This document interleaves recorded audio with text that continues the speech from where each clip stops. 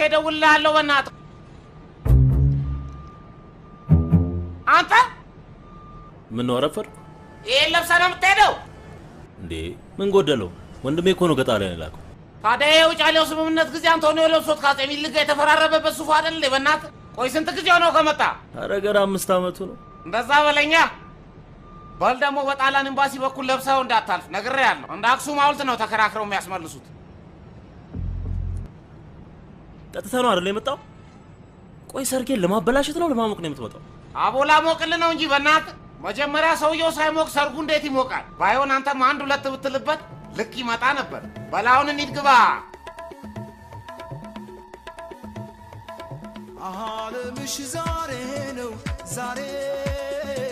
ዓለም ዛሬ ነው ዛሬ የሆነ ደስ የሚል ነገር እኮ አለ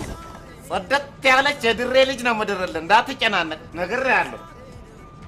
መናፈሻ ተይዟል አዳራሽ ተይዟል 3 ማርሴዲስ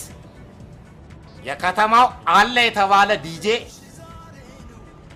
ያጃቢ ብዛት 150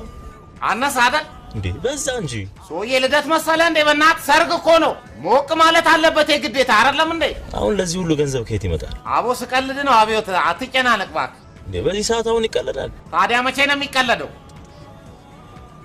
አቦ ይሄ ደግሞ የታባቱ ሄደ ምን አይነት ጇናም ነው በእናትህ እንዴ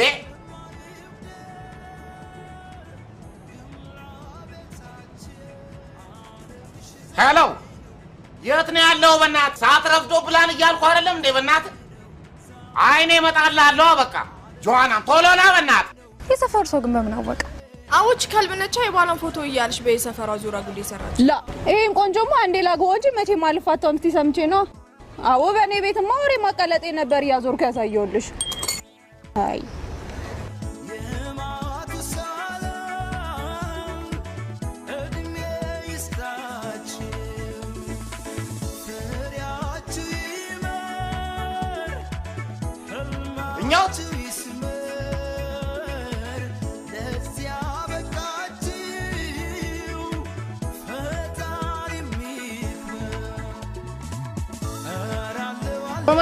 አባው ልሳዘፈስፈናል እንዴ